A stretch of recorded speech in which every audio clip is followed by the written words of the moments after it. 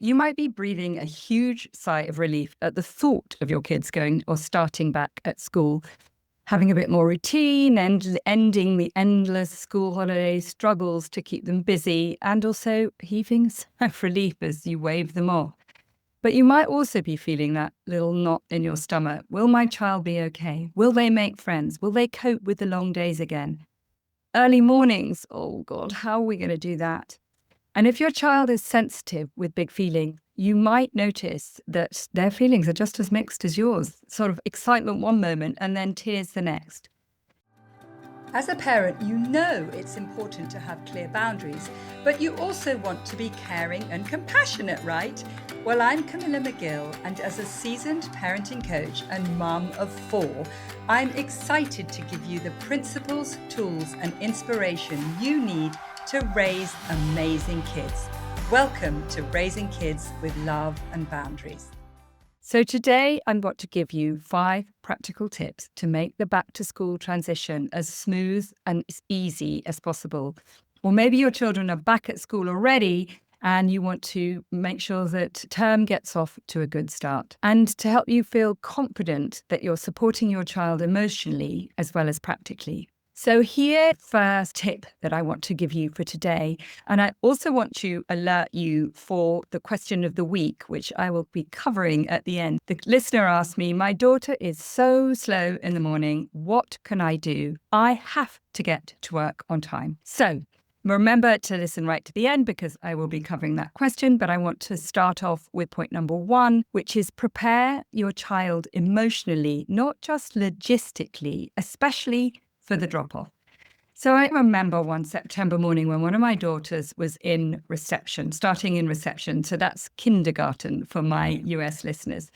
So she got her uniform on, she had her shoes polished, her little school bag ready, her hair tied up. But within 2 minutes of arriving at school, she was clinging on to me, shouting, "Don't leave me, mummy."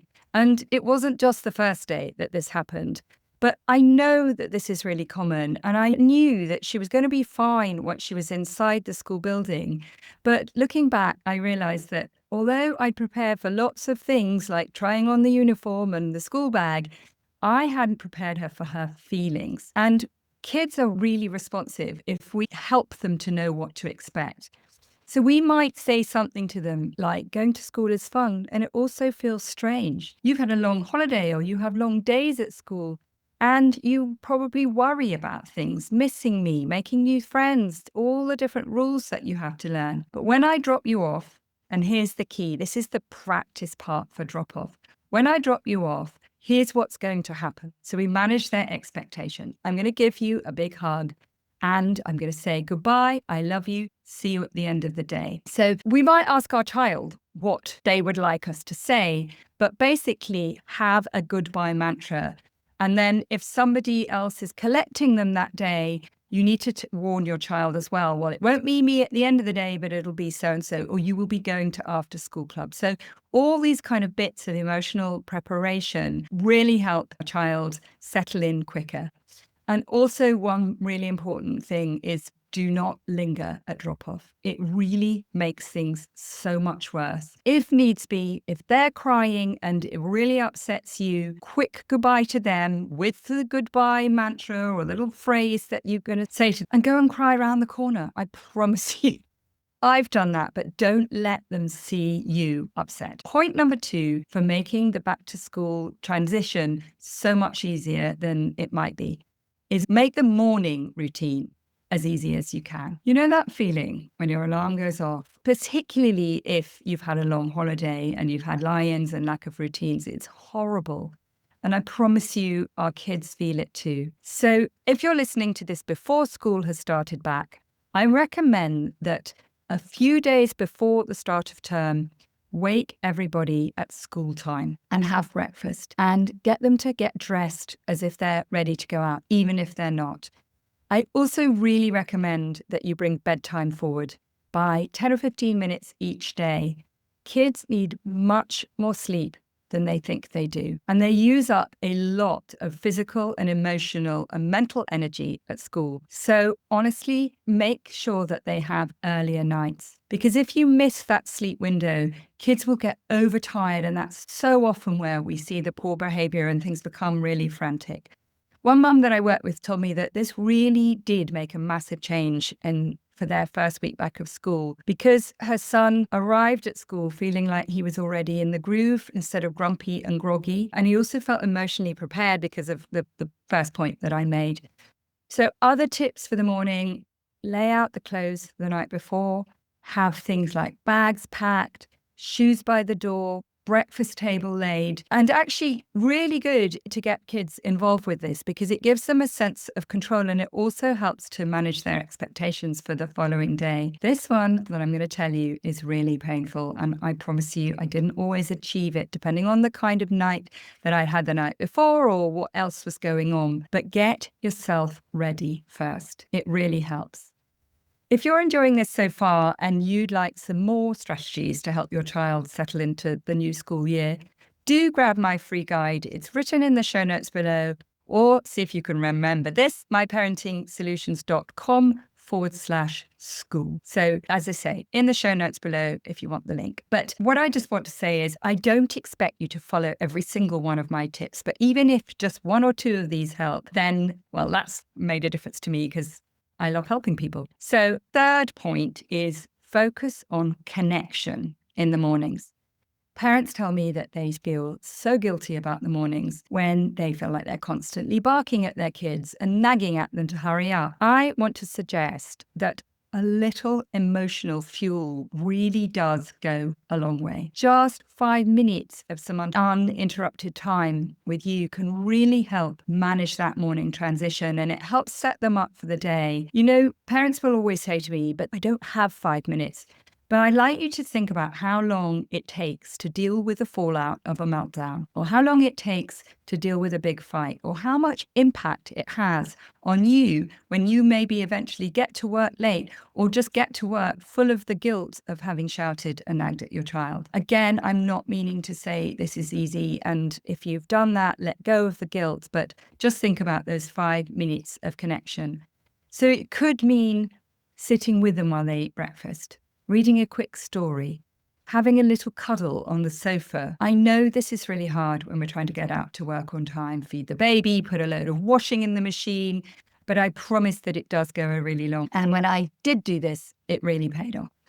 And one client told me that her daughter invented a morning squeeze that they only did before school. It became their special ritual, and it really helped her daughter feel secure and also cooperate. So because these moments of connection really do help with cooperation.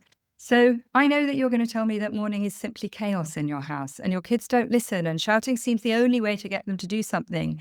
The tools that I give you in my podcast aren't the whole toolkit. If you'd like my personal help, just go to myparentingsolutions.com/chat and book a discovery call with me. It's free. But in the meantime, take a tip or two from today and try it out. And here's the fourth and last tip is expect big feelings and behavior changes. One of the biggest surprise for many parents, and if this is you, please know that this is really, really common. The teacher says, they've had a brilliant day at school, so well behaved, really cooperative, very good little girl or boy.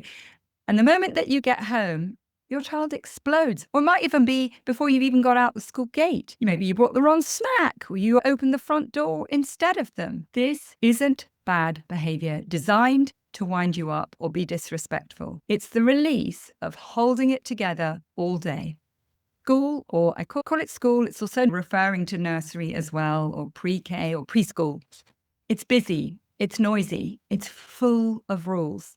Some kids soak that up and carry on, and others hold on to it until the safety of home. And then the dam bursts. You might see clinginess, meltdowns, rudeness, backchat, digging their heels in, more or different to how they normally are when they're feeling chilled, calm, and relaxed. It doesn't mean that something's gone wrong. It's a really normal adjustment. When we see our child as having a problem rather than being a problem. It really helps us to respond calmly. You can still hold boundaries while acknowledging their feelings. It might mean by saying, I'm going to hold the banana because I think you're about to throw it. Or it looks like you're feeling really frustrated. Or I'm not going to be able to help you when you shout at me like that. So when you're a little calmer, you can ask me again. That is holding a boundary without shaming or criticizing them. And here's actually another practical tip is keep the after school time low key. Have snacks ready immediately because they do burn up an awful lot of energy at school. And just really try and keep the after school activities low, at least for the first couple of weeks of term, because the calmer the school environment after school, the quicker that kids can get home and reset. But look, it is a transition for the whole family. It really can feel difficult at first, and that's okay.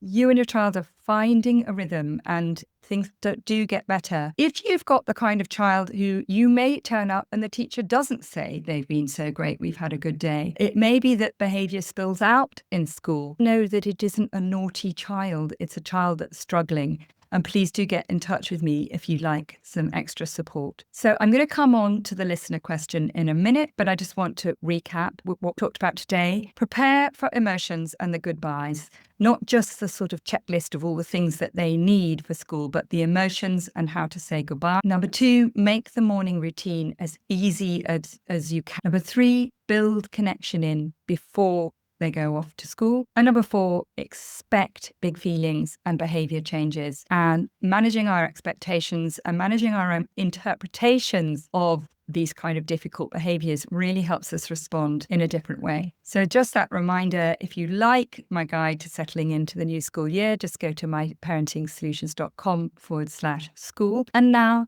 that listener question. My daughter is so slow in the morning. What can I do? I have to get to work on time. So each child is really different. This child may be a child that is actually really slow to warm up in the mornings. And we've got to recognize that leaving the coziness of home in the morning is really hard for many children, but some find it harder than others. Some really are genuinely excited to get out the house. But kids have also, remember this, kids have a totally different agenda to us. We're on a tight schedule. They are trying to finish their game, or they are just in a lovely daydreaming reverie. And that's where they are. And the minute we rush, they tend to dig their heels in further. And then that disconnection comes. So one tool I'd really recommend is allowing a little bit more time and also having a visual timetable for your kids to look at, plus all the other things that I've talked about today. So I really hope that today's episode was useful. Please rate the podcast and hit subscribe so that you get alerted to when the next episode comes out, and tell your friends. I'd love you to recommend Raising Kids with Love and Boundaries to all your friends so that they get to benefit from listening to my episodes. And thank you so much for joining me, from me, Camilla McGill.